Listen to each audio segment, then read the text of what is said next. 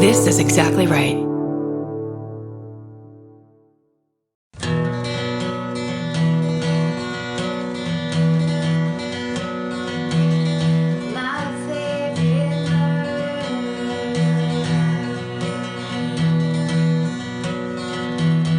Hi.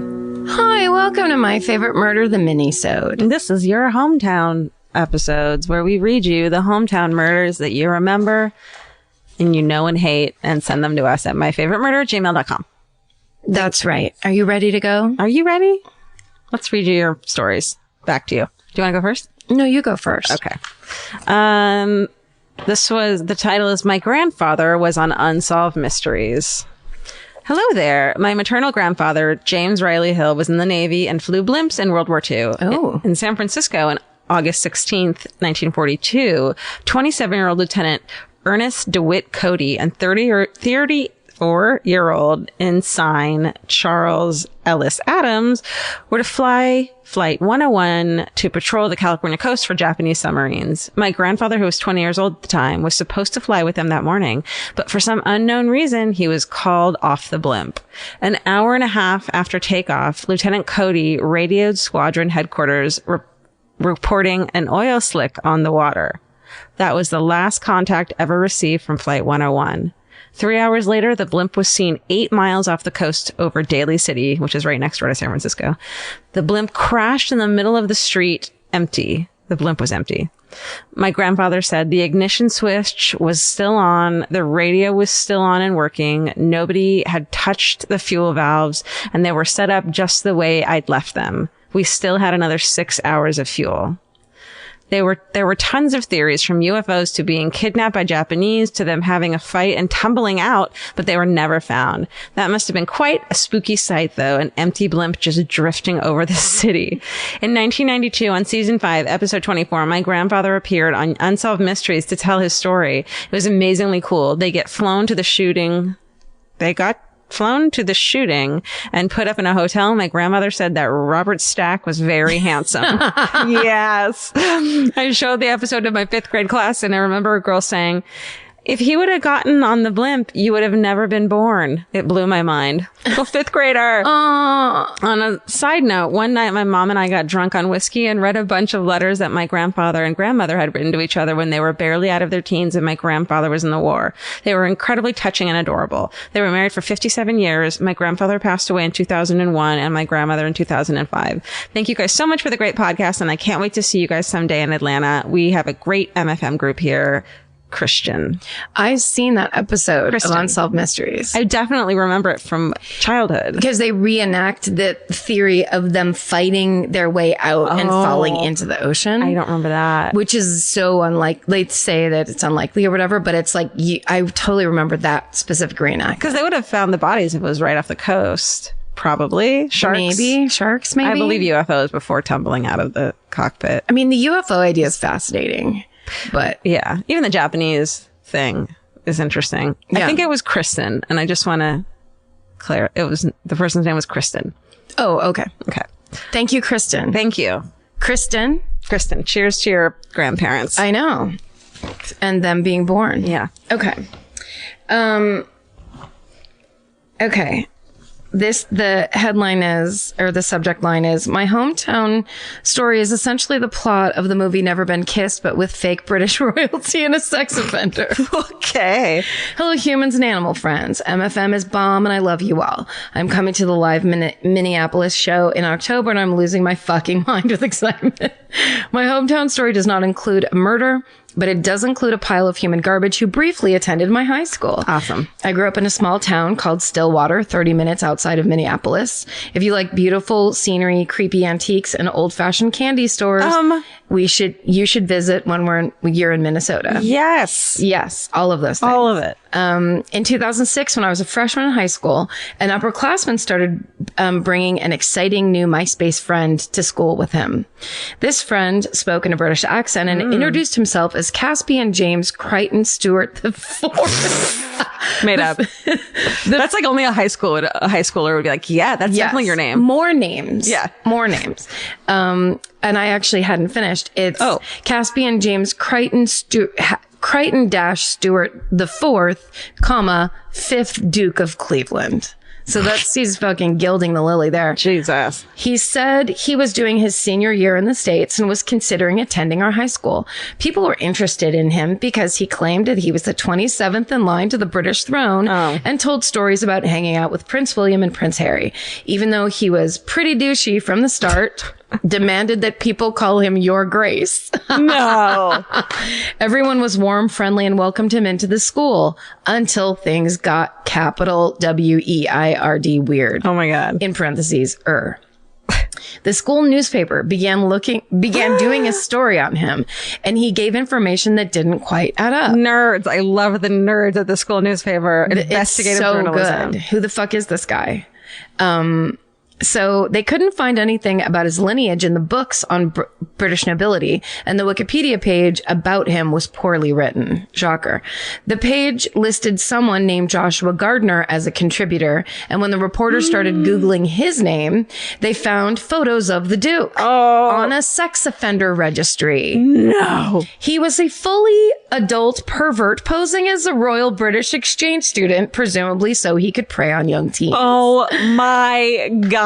So fucking gross and stupid. Luckily, the student reporters were badasses and cracked the case open before he had a chance to abuse anyone at our high school. SSD Giambai. Those motherfuckers. What's the equivalent of the Purple Heart of the Medal for high schoolers? The Medal of Honor.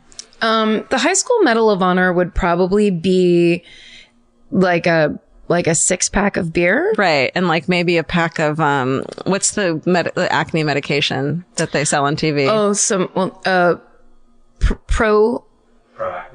There we go. Thank you, Steven. Thank you, Steven the Millennial. Thank you, Steven. A pack of Proactive and a 6-pack of beer. I mean, that's incredible. It's the best story of all time. Thank you for the internet. Wow. Also, anyone who demands that you call him Your Grace when he is trying to fucking fly by as 27th in the line to the throne of the British. 27. Good luck becoming. Yeah. You're so American. I wouldn't call fucking Prince William Your Grace. You wouldn't? You're supposed to. Okay, I would. No, I would. You're right. I would. I'm being a badass. Not if he came to your school. Right. If I went to go meet him, but it was like, hey, what's up?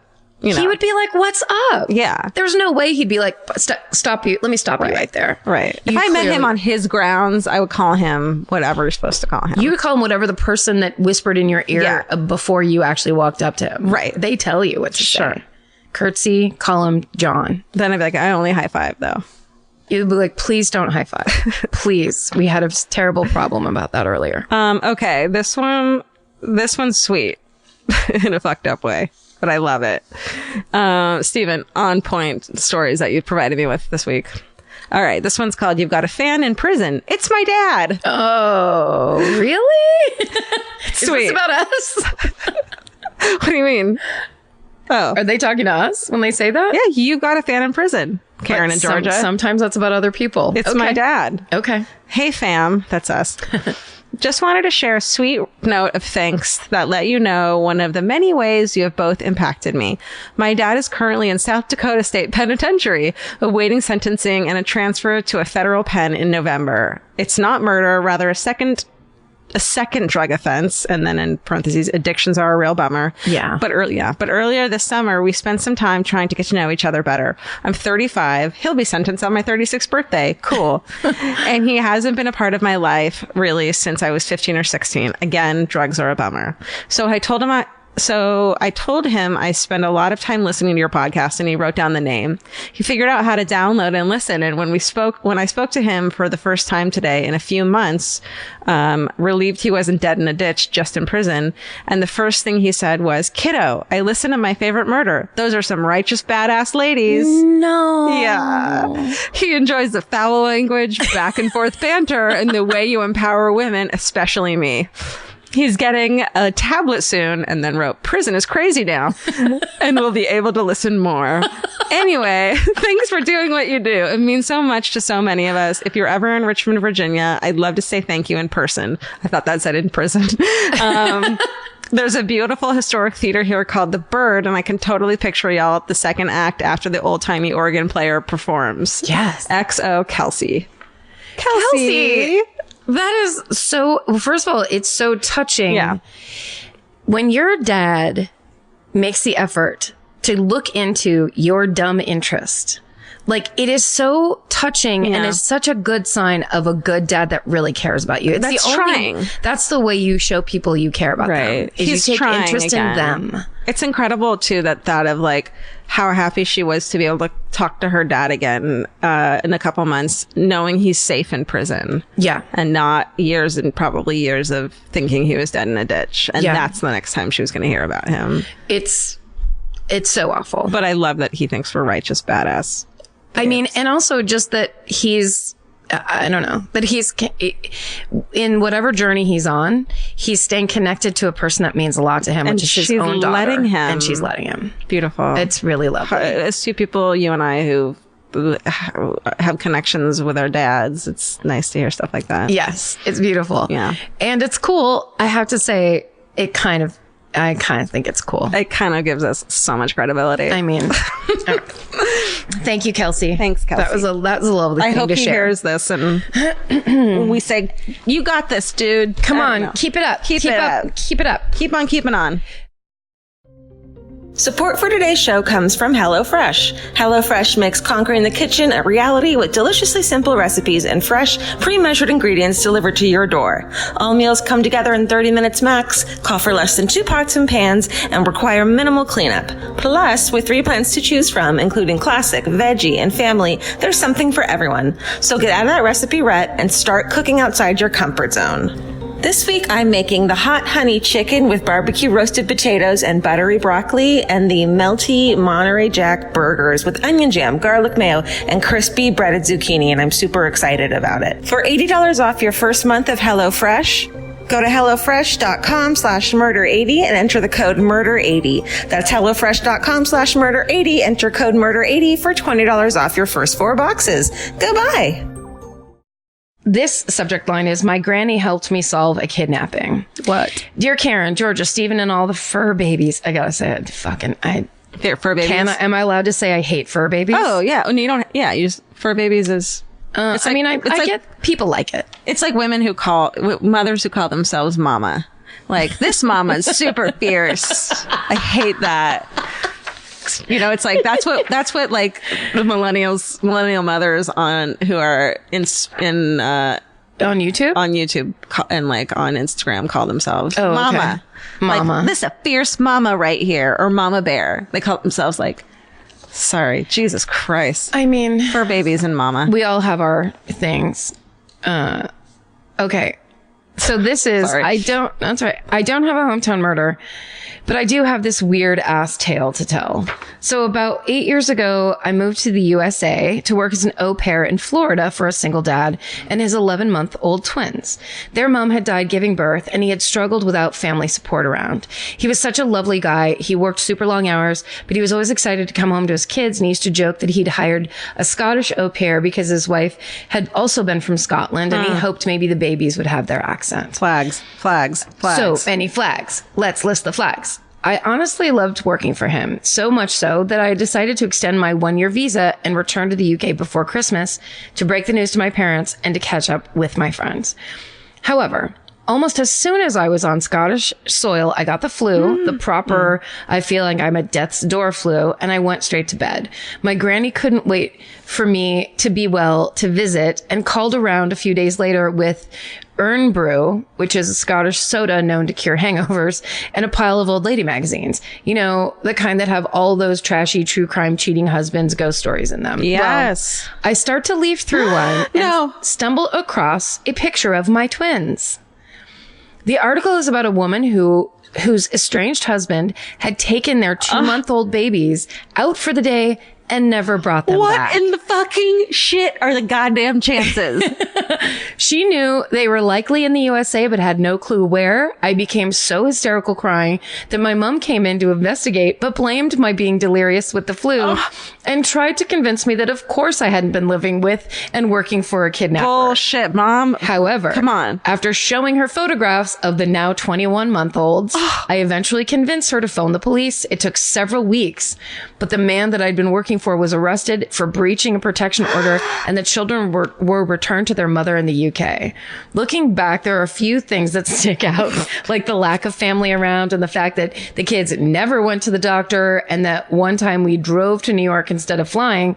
But otherwise, I swear he seemed super, super normal. Oh my God. SSDGM, Meg. Meg, that's nuts. I want to see. I wish we had gotten her on stage to tell that, because I want to talk to her so bad. That she is. I mean, that's a hometown right there, dude. She's right in the center. Do you guys have something like that? It doesn't have to be a murder. It doesn't have to be a murder, but a fun reveal. I think that's things like that where you think things are one way and then boom. How a year? It's not even like a month that she was living there and then left. It's like. And then what are the chances that grandma, like she got sick so that she could get these magazines from her grandma who wanted to make her, who was excited. Like this is the Lord in action. I tell you about Jesus Christ, your personal savior. Don't listen to me. I listen now. I believe you. I mean, I guess the kids wouldn't have been kidnapped to begin with if Jesus Christ. He wasn't in Scotland. Okay. He was out of the country. Everyone knows he's only in America. We should cut all of that out. I mean, but don't. Can I just say one thing? I finished my last New Zealand candy bar. Thank God. I left mine in my rental car. What? No, but they have them there for me. You got so much. Are you crazy? No, they have them there for me. I had a pistachio. A hazelnut one. That is the best thing I've ever tasted. It was crazy. I was like, please, thank God these are gone now. I can't keep eating this chocolate. But I'm kind of glad I haven't had mine for the past couple days, because it was in my car. I didn't bring it out. It's probably all melted. I left it in the rental car. I haven't gotten it in 2 days because I was going to give some to my family when I see them this weekend. But if I hadn't done all that, I would have eaten them all for sure. Here's me. I think I have more than you too. Yeah, I hope to God you do, because I just have the ones that basically you were like putting things in a bag, and so it's just whatever's there. There was like 3 white chocolate ones, and you don't eat that. No. There was such a nice variety, but like I'm not interested in being exotic with candy. Yeah, it's like give me some quality chocolate. Sure. Give me one of those koalas with the caramel inside. Got it. Someone tweeted us and said, put those in the freezer. The caramel gets really hard and chewy. It's like a frozen Twix. Come on. Stop it. Why are we talking about this? I don't know. What was your... That was me. it was just to say... Oh, the UK. Basically that I was thinking of the grandma and the magazines and then the candy, but then it went to the chapter is closed in our Australian candy. I don't think that that New Zealand is in the UK, by the way, when I just said... No, you knew that you were talking about the hometown, right? Yeah. Yeah. Those were good. Those were great. Yeah. Good job, Stephen. Thanks, Stephen. Thank you guys for writing those in, and please send yours to myfavoritemurder@gmail. The catchier the subject line, the more likely maybe that Stephen will read it. Yes. Well, it's just easier. Yeah. It's easier to know what you're about to get. Yeah. The never been kissed thing was the perfect, it's just like this, but that. Yes. Come on. Great. Make it easy. Thank you. Thank you guys for listening, and we'll talk to you later. Stay sexy. And don't get murdered. Bye. Bye. Meow. Do you want him to? Elvis! It's your scene. Dottie? Dottie, you want a cookie? Oh, Dottie, you want a cookie? Oh, no comment. Oh, Dottie. Elvis, you want a cookie? Did you get that? Yeah, that's fine. Dottie.